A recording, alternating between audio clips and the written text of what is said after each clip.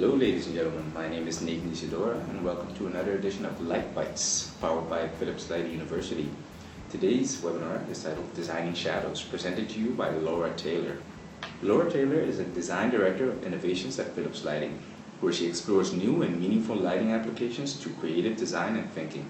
Laura has extensive experience as a designing explorer, innovative product development in relation to trends and business strategies.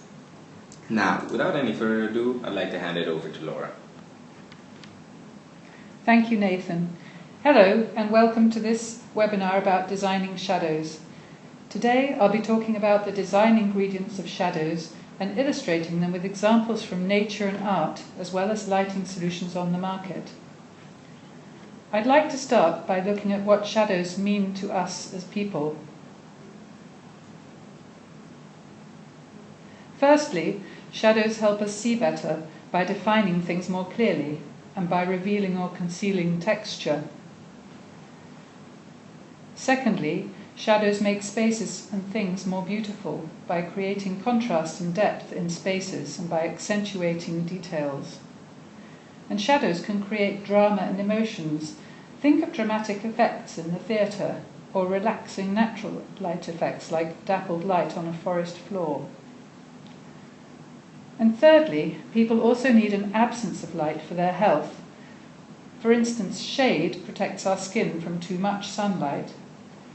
And while in the day we need exposure to very bright light, new medical research says that we should sleep in near total darkness. The darkness is important for our bodies to make the hormone melatonin, which acts as an internal biological clock and protects us from a number of diseases. Shadows aren't merely an absence of light, they're often central to creating a more captivating lighting experience.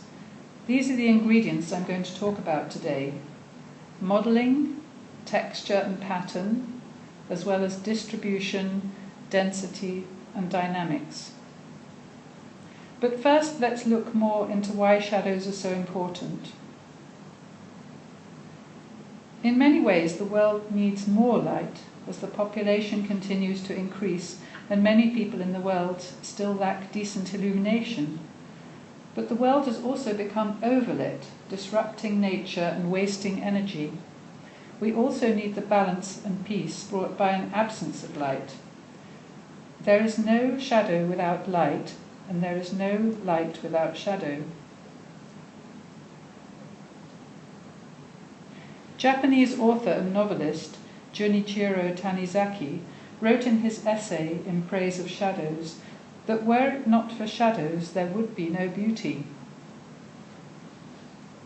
It is a book which really made me think about light differently. Thinking about the shadows helps in thinking about the light, the same way as silence is to music, or the backgrounds are in a painting.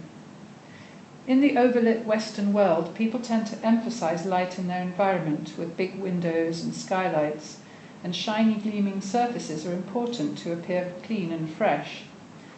Tanizaki wrote this short book to explain the importance of shadow and darkness in traditional Oriental culture and how shadows have been chased away as the Japanese people embraced technology from the West. In his essay, he looks deep into the traditional culture of the Japanese.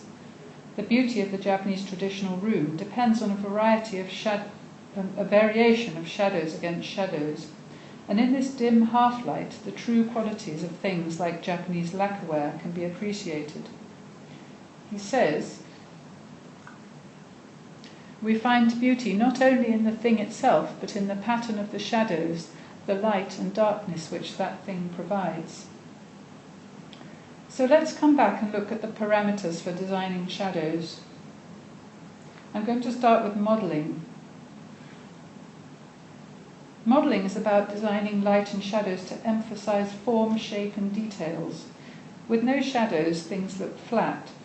Shade and shadows show depth and can influence our perception of space and architecture.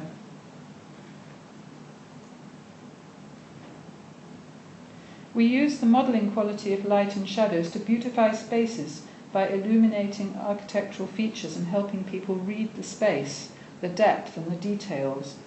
This is an image of the Rijksmuseum in Amsterdam. Modelling is especially important for illuminating sculptures and artifacts in museums.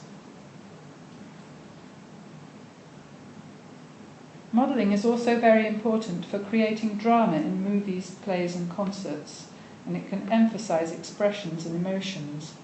This is a scene from Charlie and the Chocolate Factory, where Charlie's grandparents are played by children of 12. The light and shadows support the scene in order to make this look convincing.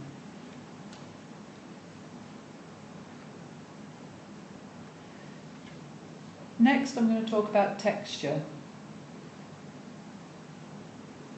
This is about modelling the characteristics of materials and surfaces. Light and shadows and shade can change the appearance of a surface. Here are two pieces of velvet. Each little fibre of the velvet can cast a shadow, and depending on how sharp this shadow is or how long it is, the velvet will look more thick and luxuriant. This is the same piece of fabric under different light, and now you can see how there is less depth. As well as enhancing the appearance, the rendering of texture reveals the nature of the material and helps us interpret the character. For example, this is a pattern on the wall created by light shining through an old stained glass window. You can see that it's handmade glass because of the irregular pattern. And the rendering of texture with light and shadow is also important to tell us if a surface is rough or soft, and it complements our sense of touch. Now I'm going to look at patterns. There are a lot of shadow patterns occurring naturally, such as sun shining through trees and plants. In this photograph, the shadow identifies the plant. So from the shadow that you can see that it's an agapanthus flower, very characteristic shape. And making use of creative shadows is not new in commercial lighting either. The Philips Metronomus street lighting range can project aesthetic light effects onto the ground below, which creates ambience and helps blend the lighting into the environment. The light effects can be customized. For example, a lamppost in a park can project a pattern of light and shadows, giving a feeling of sun through trees.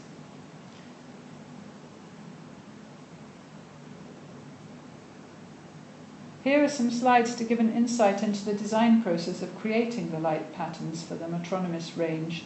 These effects on this slide are inspired by rays of sunlight. It's a hands-on process of trial and error, finding materials and objects with shadow potential and seeing what happens when you shine light through them, changing distances and angles and light sources. And these effects here, these were created by a honeycomb. You can see how different optical effects create an almost 3D feeling. If you'd like to find out more about this, you can see the designer Marco Mercura talking about it on YouTube. Nathan will explain later where you can find that link. And now also we're no longer held hostage to traditional bulb shapes. We have a lot of design freedom. Here's an example of a concept for a new bulb archetype. As well as an innovative form factor, it gives a beautiful textured light. Well, so far we've been looking at white light, but now let's take a look at what happens when you have coloured shadows. They become even more fascinating. Lighting designer Jolanda Tielens created this installation at the Glow Light Festival in Eindhoven. It was very popular. Like a kind of modern shadow play, people made coloured shadows and played around with the effects. And here is the same principle in a commercial product. Designer Dennis Perrin created the CMYK lamp that casts fascinating multicoloured shadows onto the walls and ceiling from a white light source. And now we're going to look at the distribution of light. This is about the way we create zones and localized patches of light and shadow in a space. We can think of it as the geography of light. It helps break up a space and make it interesting. In this image, the clouds are casting shadows over the countryside, and the light is pouring through in a few places, illuminating the hillside. Spatial distribution is also very important in stage lighting, where light draws attention and shadows are used to de-emphasize and create a backstage feeling. And now let's move on to density. Light shining through fog and mist can create 3D shadows, like this shadow of the Sutro TV tower in San Francisco, or when the beams of light shine through the clouds or into a dusty room. It makes the light feel almost like a substance.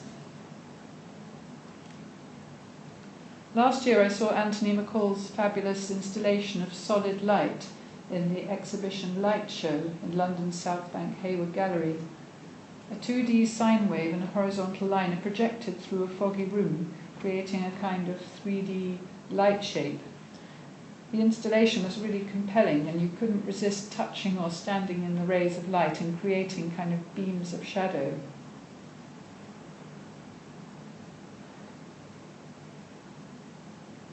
And now the last parameter. Well, all of the kinds of shadows we've looked at so far can also be dynamic, that change over time. So light is like a natural clock. Natural shadows change direction and length slowly over the day, and this gives us a sense of time of day in a subtle way. Light and shadows can also be specific to certain places depending on their geographical location and aspect. I'm not sure what the shadows look like, but I'm curious at the North Pole in midsummer, but I can imagine they stay quite short. As well as these kind of slow transitions, dynamic light and shadows can also change much more rapidly. When the wind blows through the trees on a sunny day, that makes the shadows move.